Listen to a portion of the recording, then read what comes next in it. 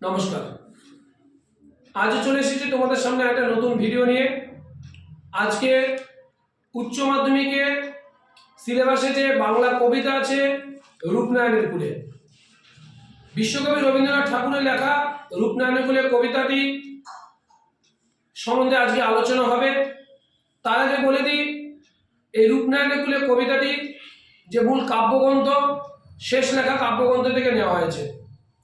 1941 সালের 13ই মে এই কবিতাটি রচিত হয়। রবীন্দ্রনাথ ঠাকুর শান্তিনিকেতনের উদয়ন গৃহে ভোর 3:15 তিনি তার এই কবিতাটি লেখেন। তার জীবনের শেষ পর্যায়ে এসে তিনি তার এই কবিতাটি রচনা করেন। বিশেষত কথাটা মনে রাখবে প্রত্যেকে, তার এই শেষ লেখা কাব্যগ্রন্থটি প্রকাশিত হয় কিন্তু তার মৃত্যুর পর। তার সুযোগ্য পুত্র রথীন্দ্রনাথ ঠাকুর বলেছেন, বাবার জীবিতকালে তার এই শেষ লেখা কাব্যগ্রন্থটি কিন্তু প্রকাশিত হতে দেখেন নাই। যাই হোক, শান্তিনিকেতনে উদয়নগিরি কবিতাটি লেখেন 1941 সালের 13ই মে ভোর 3:15। শেষ লেখা কাব্যগ্রন্থে মোট যে 15টা কবিতা ছিল, তার মধ্যে আমাদের যে পাঠ্যসূচিতে রূপনারায়ণের কুলে যে কবিতাটি আছে তা 11 সংখ্যক। এই বিশ্বকবি রবীন্দ্রনাথ ঠাকুরের জন্ম 1861 সালে এবং মৃত্যু হচ্ছে 1941 সালে। আমরা মূল কবিতায় আমরা চলে যাচ্ছি। রূপনারায়ণের কুলে, আমরা রূপনারায়ণ বলতে আমরা একটা নদের নাম জানি, কিন্তু কবিতায় এই রূপনারায়ণ বলতে এই বিশ্ব সংসার, এই বিশ্বময় বিশ্ব ব্রহ্মাণ্ডকে তিনি বুঝিয়েছেন। তিনি এই কবিতায় বলেছেন, রূপনারায়ণের কুলে জেগে উঠিলাম, অর্থাৎ তিনি এই বিশ্ব সংসারের মাঝে তিনি জেগে উঠলেন। তাই বলছে, রূপনারায়ণের কুলে জেগে উঠিলাম, জানিলাম এ জগৎ স্বপ্ন নয়। অর্থাৎ কবির কাছে এই জগৎটা স্বপ্ন নয়, বাস্তব বলে কিছু একটা জিনিস আছে।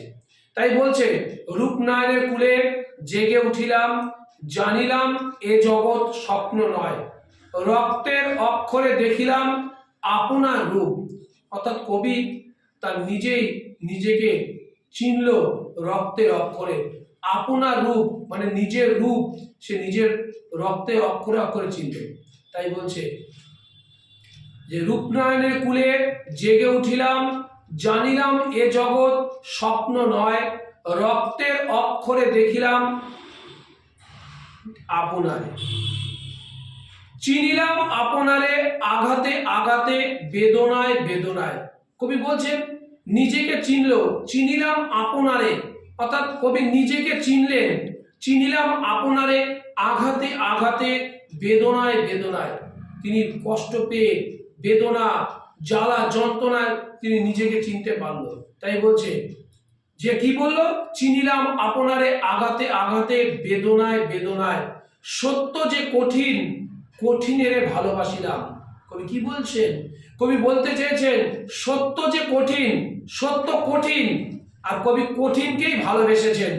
কারণ তিনি বোঝাতে চেয়েছেন সত্যমেব জয়তে, অর্থাৎ কঠিন হলেও সত্যের জয় অবশ্যই হবে। তাই বলছে সত্য যে কঠিন কঠিনেরে ভালোবাসিলাম, সে কখনো করে না বঞ্চনা। কারণ কঠিন কোনোদিন বঞ্চনা করে না, কঠিন সত্য তার জয় হবে। তাই বলছে সত্য যে কঠিন কঠিনেরে ভালোবাসিলাম, সে কখনো করে না বঞ্চনা, আমৃত্যু দুঃখের তপস্যা এই জীবন। মৃত্যুর আগে পর্যন্ত আমাদের জীবনে তপস্যা থাকবে, অনেক দুঃখ বেদনা থাকবে। তাই বলছে আমৃত্যু দুঃখের তপস্যা এই জীবন, এই জীবন হচ্ছে আমৃত্যু দুঃখের তপস্যা। তারপরে কি বলছে, সত্যের দারুণ মূল্য লাভ করিবারে মৃত্যুতে সকল দেনা শোধ করে। অর্থাৎ কবি বলছেন যে সত্যের দারুণ মূল্য লাভ করতে গিয়ে যদি আমার মৃত্যু হয়, আমি আমার মৃত্যুর মধ্য দিয়ে আমি আমার সকল দেনা শোধ করে দিতে চাই, তবুও আমি সত্যের জয় চাই, সত্যের উদ্ঘাটন চাই। কবি তার মৃত্যুর ঠিক 2-3 মাস আগে তিনি তার এই কবিতাটি রচনা করেছেন। এক বিখ্যাত শেষ লেখা কাব্যগ্রন্থের 11 সংখ্যক কবিতা রূপনারায়ণ গুলে। আশা করি তোমাদেরকে বোঝাতে পারলাম, আশা করি তোমরা এই কবিতাটা সুন্দরভাবে বুঝতে পারলে। এরপরে যদি কারো কোনো এই কবিতা থেকে কোনো প্রশ্ন থাকে, তোমরা আমার ইউটিউবে ভয়েস কল বা তোমরা কিছু লিখে জানাবে কোন কোন জায়গায় তোমাদের অসুবিধা হয়েছে। নেক্সট দিন তোমাদের আরেকটা নতুন কবিতা তোমাদের সামনে তুলে ধরবো। আজকের জন্য এইটুকুই।